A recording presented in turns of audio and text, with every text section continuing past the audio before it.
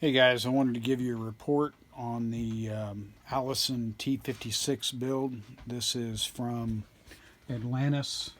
It's a repop of somebody, and I'm sorry I can't remember who it was, but it is an Allison T-56 engine, one scale or one to 10 scale.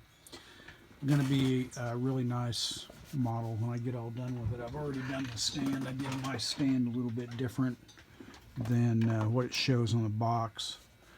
I kind of wanted it to be a little bit more poppy, pop a little bit more, so I chose the yellow because all the ground support equipment in the Navy, at least on board ship and most naval air stations stateside, is yellow. And then I made the A red with the little white background. Now that blank background underneath the LLISON will have, can't remember what it's on. Oh, Indianapolis, Indiana, which is where the engine was made.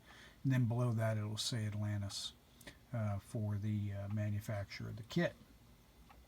Okay, so the T-56 is used on the Hercules, it's used on the P-3, used on the E-2, and a host of other aircraft.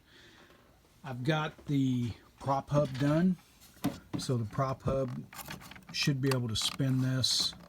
Hopefully, I'll put some lubricant in it, so hopefully it'll work. So you can feather and unfeather the prop.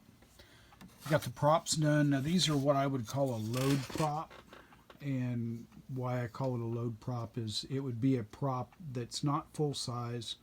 It would be about maybe 2/3 size, and in the real world it would be something that would just be put on an engine on a test bed to give it weight.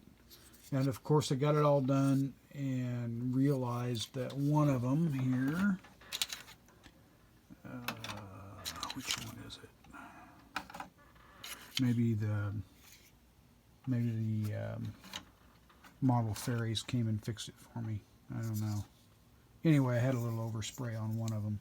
So believe it or not, that is all painted. The black is Tamiya X1. I believe it's X1. It's a semi-gloss black. I chose that because when I was around P3s, that prop hub and the boots, prop boots, shined a little bit. They weren't flat black, they weren't gloss black, they were somewhere in between. I actually used a craft paint for the aluminum for the prop, and it turned out pretty good. I haven't put a gloss coat over it. And then gloss white and red for the warning stripe. Shows yellow in the box art, but I wanted something more that I was more familiar with. That red stripe probably should have been twice as big, but I was trying to get that laid out fairly decently, and I figured since this is basically a load prop anyway, that it, if it wasn't quite up to NavAir standards, it might be okay. So here's the prop hub. You can see how large this engine's going to be when it's all together. You can see a little bit of the oil that's on the back. 1/10 scale. There's the box. I think I showed you that already. So that's kind of all I've gotten done so far. I had to take a quick run to Amarillo, Texas this week, so it put my build on hold. Apparently, for some reason, I don't know, my employer, they think that my job is working for them, not building models. I don't know. It's crazy. I hope the rest of you guys don't have that problem. In fact, I told them the other day, I said, if you continue to require me to work like this, I'm going to be forced to go to HR. So, who knows? Maybe it'll straighten them out. I don't know. Well, anyway, that's it from the hangar deck. I'll post this video here in a couple minutes. If you guys are interested in this kit, so far it's been pretty straightforward, but I'm just getting into it. I might also mention that when I finish this out, I thought about painting it in colors that would be more like an actual engine. I think I'm going to go more towards the colors that you see there, except instead of being the plastic, the plastic is molded basically in these colors. Instead of being that color, it's going to be more of a painted color. In other words, I'll use paint on it.